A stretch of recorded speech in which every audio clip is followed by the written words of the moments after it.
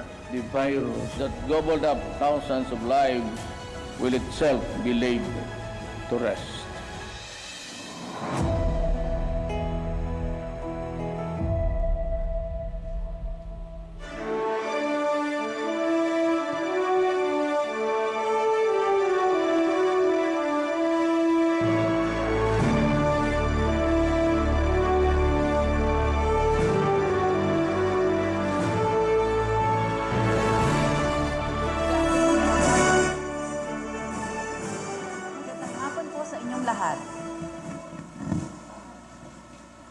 Welcome to A Dose of Hope, the ceremonial signing for the second wave of the vaccine donation from private sector donors and local government. On November 27, you were witness to this commitment by private sector donors, about 37 of them, to donate vaccines to the Philippines. Now, 6 weeks later, you are witness again to another commitment, this time by an unbelievable exponential number of private donors and the government. As we start our program, let me call on again our presidential spokesperson, Spokes Harry Roque, to introduce this program. Thank you very much, Josephine. Si Josephine po ang ating Executive Director ng Go Negosyo at siya po talaga ang kumbaga, the mover of the project. But in the same way that we have a mover, we have an originator. Ang utak po behind A Dose of Hope, wala pong iba kung hindi ang ating Presidential Advisor on Entrepreneurship, Mr. Joey A. Concepcion. Good afternoon. Good afternoon. First of all, I'd like to thank first our Secretary Charlie Galvez. Without your support, this tripartite agreement would have not been possible. Also, I'd like to thank the CEO of AstraZeneca, Lotis Ramin. Without your doses, we will not be here today to sign this agreement. We admire your company and your patriotic that these vaccines are really the way forward in helping our Filipino people save lives and livelihoods. Of course, Ambassador Bruce, for all your efforts in forging this partnership and helping in the negotiations move forward.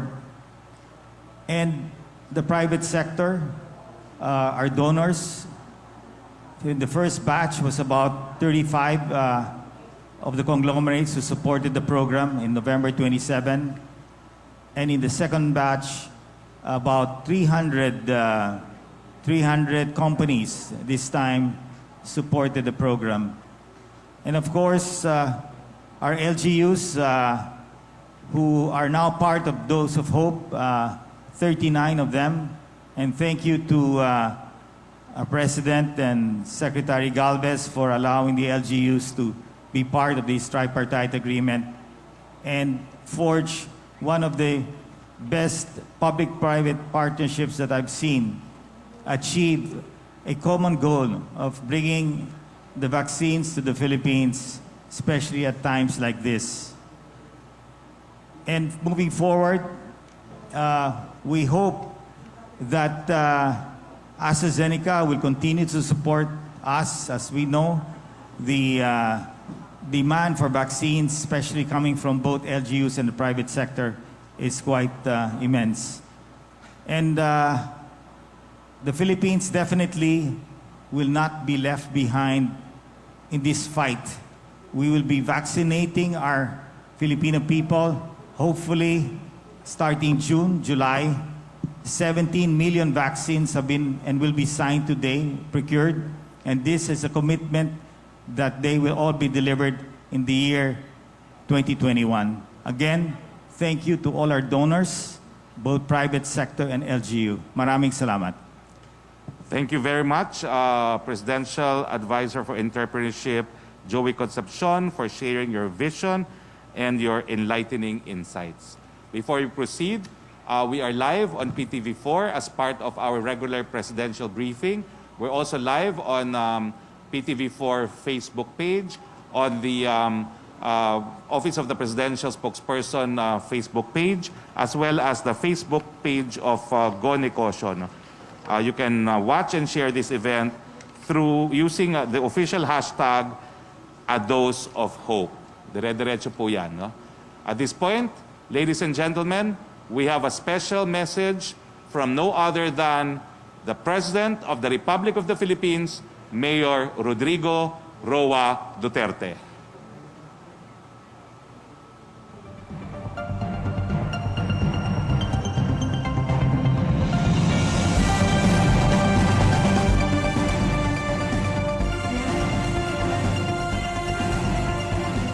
There is light at the end of the tunnel.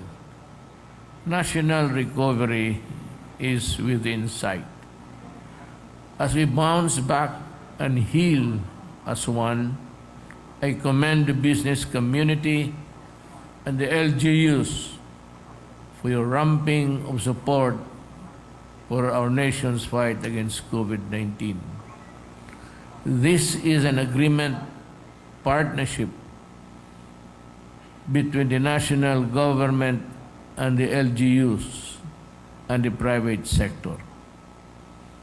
You have my full support. Together, we can ensure a safe, sure, and secure rollout of our national immunization program. Today, let us reaffirm our vow to ourselves and renew our guarantee to our people. From approval to vaccine administration, laging nasa sentro ang kalusugan at kaligtasan ng bawat Pilipino. Our tripartite agreement is a true showcase of unity of purpose and principled partnership benefiting our public. This is bayanihan at work. To everyone involved in the A Dose of Hope project, I congratulate you on this achievement. To all who help and continue to grow this tripartite partnership, maraming salamat po. We now have the weapon to defeat this virus, the vaccine, and let us win this war and save lives and livelihoods. Mabuhay ang Pilipinas. Mabuhay ang Pilipino. Walang iwanan,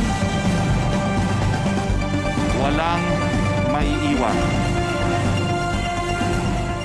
Yan po ang pangako ng Presidente sa gitna ng pandemya ng COVID-19. Lahat po tayo mababakunahan at ang gagawin natin ngayong hapon brings us closer to our goal of universal vaccination for the entire Filipino nation. Maraming salamat sa inyong mensahe, Presidente Rodrigo Roa Duterte. Now, to fully recognize the support from our government partners, let us now hear from the appointed SAR for COVID-19 vaccine in the Philippines. Mga kaibigan, pinagtiwalaan po ang taong ito na ating Presidente dahil siya po ay walang bahid sa kanyang pangalan. Siya po'y kinikilala na isang bayani na nagligtas sa Marawi. Wala pong iba kung hindi ang Secretary Carlito Galvez Jr., ang ating vaccine SAR. Maraming salamat po sa ating Presidential Spokesperson, Secretary Harry Roque. May I also acknowledge and thank the British Ambassador, His Excellency Daniel Bruce, ang ating pong Presidential Advisor for Entrepreneurship, Secretary Joey Concepcion, ang ating country representative ng AstraZeneca Pharmaceuticals, Madam Lotis C. Ramin, Madam Josephine C. Romero, Dose of Hope Program Lead, sa ating pong mga business partners na nandito po ngayon, sa ating mga LGUs na nakikinig, sa ating pong mga media personalities. Ladies and gentlemen, good afternoon to everyone. First of all, I would like to thank and congratulate all our partners, the national light agencies, the local government units, the private sector organizations, the British government, and AstraZeneca for making this second wave of commitments possible. Our event today is anchored on President Rodrigo Roa's Duterte directive of providing safe, effective, and free vaccines for all Filipinos.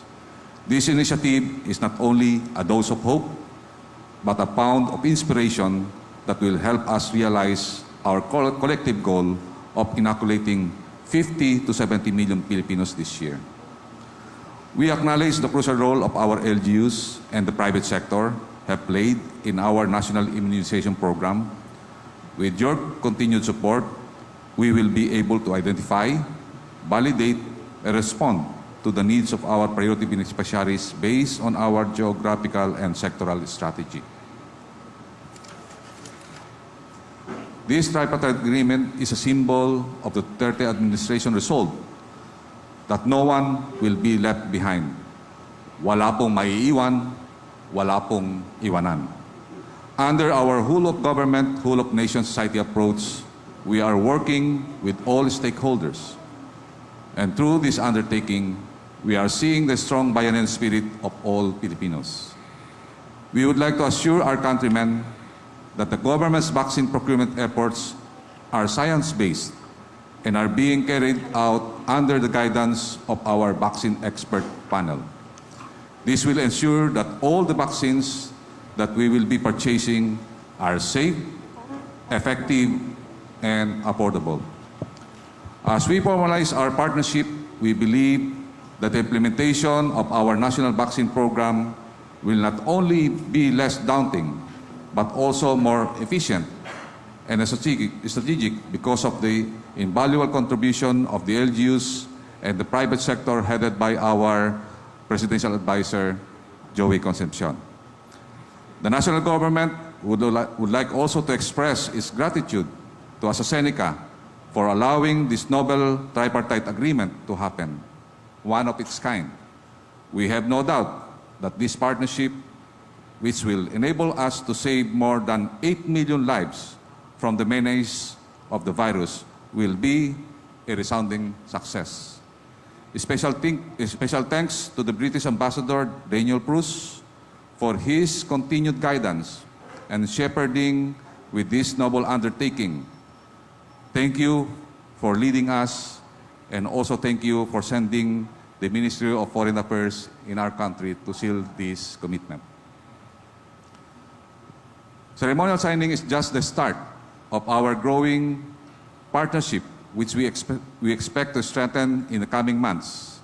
I am very confident that we will be able to sustain this initiative because of our commitment, determination, and generosity that I have seen in each and every one of you.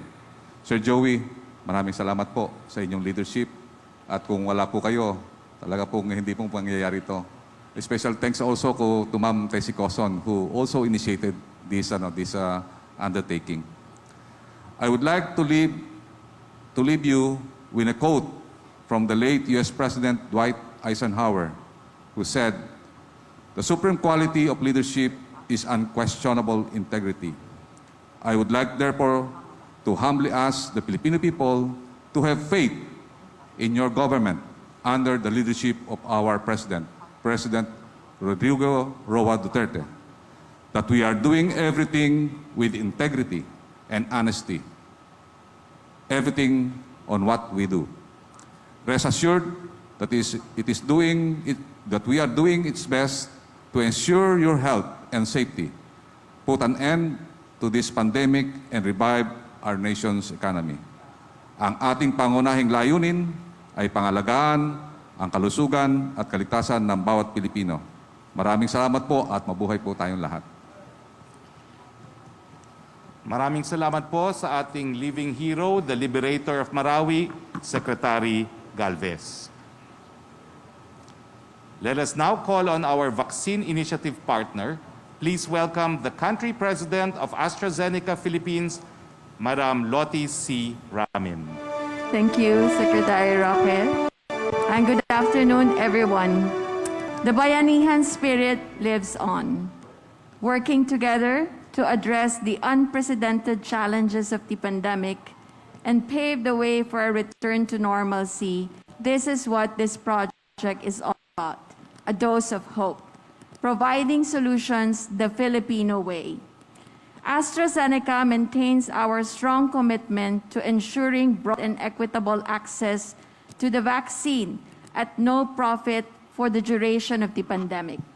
It started with a private sector BDO and the local government units reaching out to us and to the national government that led to the creation of these multilateral models. With the relentless leadership of Presidential Advisor for Entrepreneurship, Joey Concepcion, and Secretary Carlito Galvez, and the strong support of Her Majesty's Ambassador Daniel Cruz, we made it happen. Today, we are delighted to conclude 17 million doses, which can reach millions of Filipinos through the close collaboration between AstraZeneca, the Philippine government, local government units, and private sector donors. We are working closely with regulatory authorities to ensure that the COVID-19 vaccine lives up to the highest safety standards and its introduction complies with healthcare regulations in the Philippines. We're working with Philippine FDA on the preparations for a swift yet thorough science-led emergency use authorization review.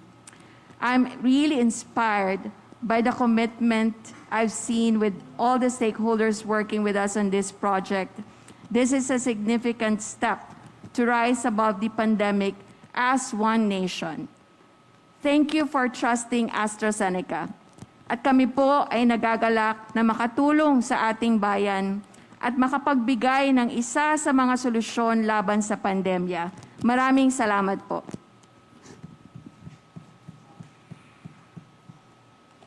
Thank you very much, Ms. Lotis C. Ramin. Now, this initiative would not have happened without the active intervention of Her Majesty's government, specifically His Excellency Ambassador Daniel Cruz, whom I have met by Zoom in the last quarter of last year. To deliver a special message from Her Majesty's government, ladies and gentlemen, His Excellency Ambassador Daniel Cruz, British Ambassador to the Philippines. Thank you very much indeed for that kind introduction. And I'm absolutely delighted to be here this afternoon and to have the opportunity to join this wonderful event. I'm extremely pleased that AstraZeneca, in partnership with so many local government units and so many members of the private sector, and with the support of the government of the Philippines, will be able to supply such a significant amount of the Oxford AstraZeneca vaccine later this year. The British government supported the research at the University of Oxford, which led to this vaccine, and we are proud that our scientific community was able to deliver this important contribution to the global effort to fight the coronavirus. I should also like to pay tribute to AstraZeneca for their partnership with the University of Oxford, but also their commitment to supply this vaccine on a not-for-profit basis.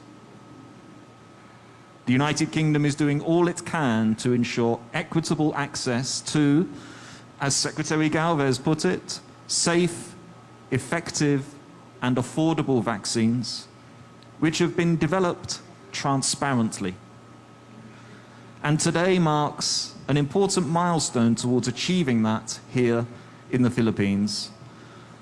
I congratulate everyone in the room, everyone joining us on this incredible video wall behind us. I congratulate you all on your dedication to securing a successful conclusion to these negotiations, so that the people of the Philippines can look forward to a better and safer future. Thank you very much indeed. Thank you very much, Your Excellency, the British Ambassador Daniel Bruce. Now we proceed to the most important part of the program. Let us proceed to the ceremonial signing and photo opportunity with our stakeholders who are very much supportive of this initiative. We are pleased to say that more than 300 companies and 39 LGUs across Luzon, Visayas, and Mindanao are committed to support this endeavor. We would like to invite them on screen to join us for the ceremonial signing and photo opportunity. We shall have them on our official Zoom screen, so please may we request again all representatives to kindly turn on your videos. Of the 39 LGUs, we have 30 LGUs present in today's ceremonial signing.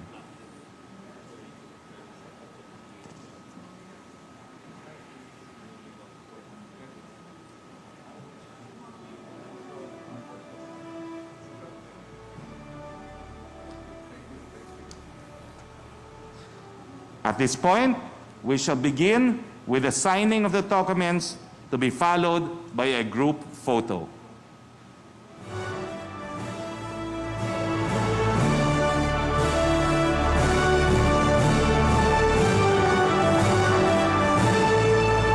Josephine will read the LGUs represented in the signing today. We have with us Caloocan City, Makati City, Mandaluyong City, Manila, Muntinlupa City, Navotas, Pasay City, Pasig City, Quezon City, San Juan City, Valenzuela, and Las Piñas for NCR. For Luzon, we also have with us the Governor of the Ilocos Norte Province, Isabela Province, and Nueva Ecija Province, and also Quirino Province. The rest of Luzon, we also have these following mayors of these LGUs: Baguio City, Dagupan City, the Municipality of San Nicolas, Pangasinan, Puerto Princesa City, Pulilan Municipality in Bulacan, Santa Rosa City in Laguna, Taal Municipality in Batangas, Vigan, Iloilo, Negros Occidental, or Moc City, the Municipality of Palompon, Leyte, Bacolod City, Iloilo City, Davao City, Oroquieta City, and Zamboanga City.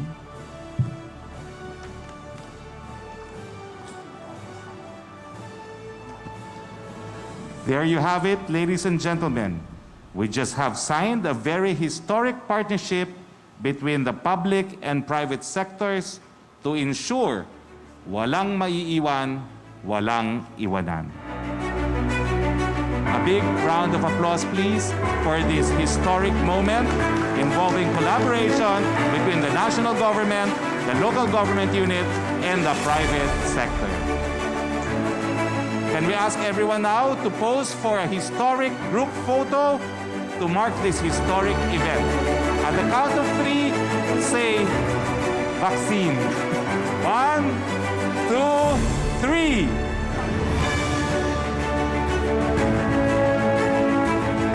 Thumbs up.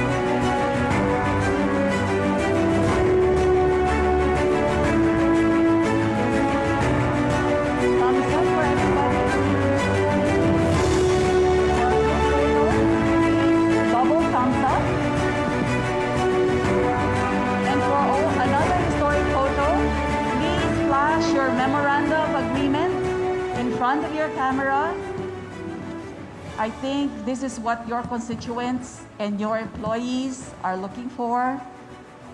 This is proof that you have committed to this donation for Wave 2 of A Dose of Hope. Congratulations, everybody. We would like to say thank you to our special guests here in the studio. You've braved coronavirus to ensure that this ceremonial signing is something that will be memorable for our community, private sector, and our local government. We would also like to say thank you to SPOCS for ensuring that we have a smooth and ceremonial signing. It is an invaluable contribution to private sector and to national government and local government to have you do your presser with us today. So, our next message, another special message that we welcome as an acknowledgement of all our efforts, will be coming from none other than Senator Bongo. Let's listen to this.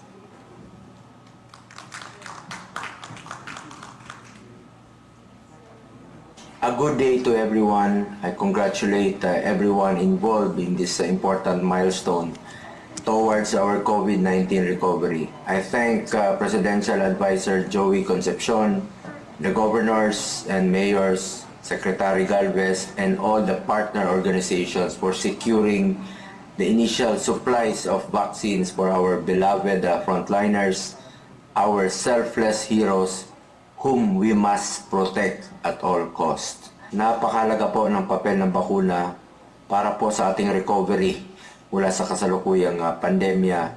Ito po ang magiging susi upang makabalik ang pamumuhay natin sa normal. Kaya naman napakalaking bagay ng ceremonial signing na nagaganap ngayong araw dahil opisyal na po nitong uumpisahan ang ating pagbangon mula sa COVID-19. Malaki po ang pasasalamat ko sa private sector at sa mga inisyatibo nito hinggil sa pag-secure ng vaccines para sa bansa at ang iba pa ninyong mga inisyatibo upang tulungan ang ating mga kababayan. Your efforts are most welcome and I thank all of you because in spite of the government's tireless efforts, we cannot do it alone. We need a whole of a nation approach to uplift the lives of all Filipinos amid these challenges.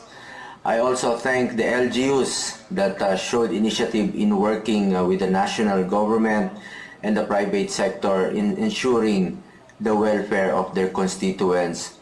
You always have my full and unwavering support.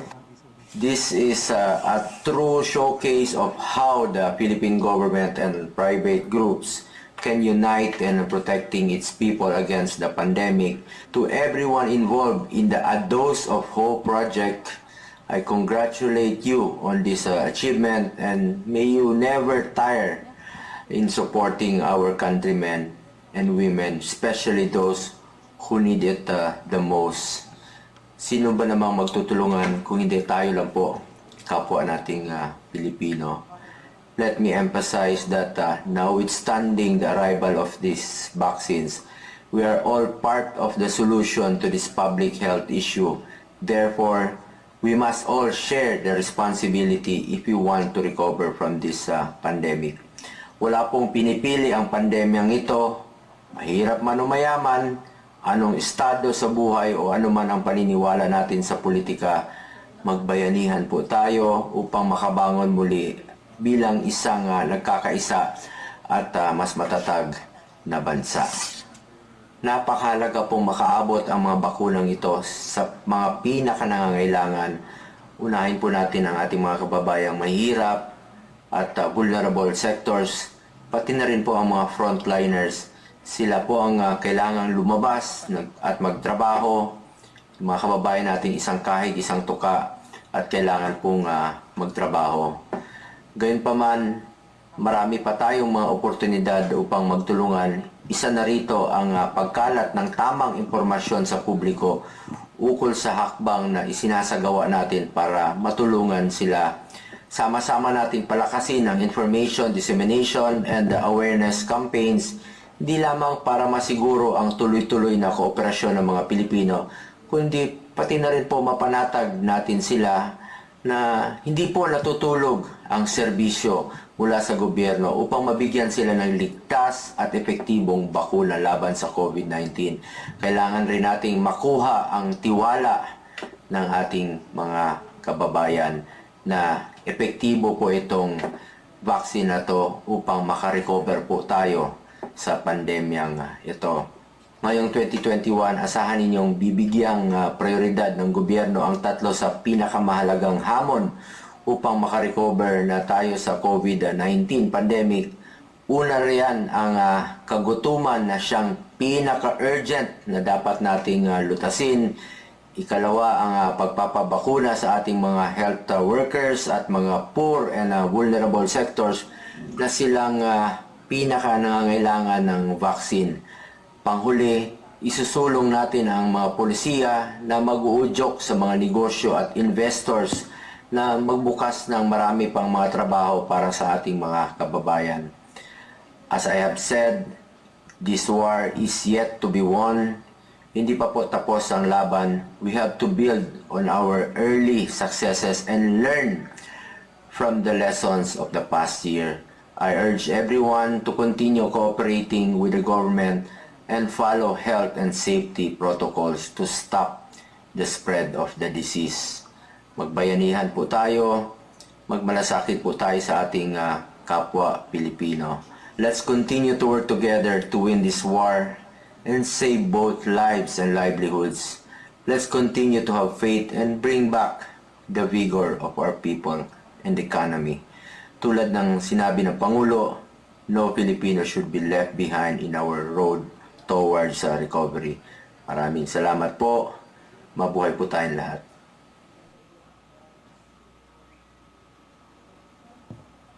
Thank you.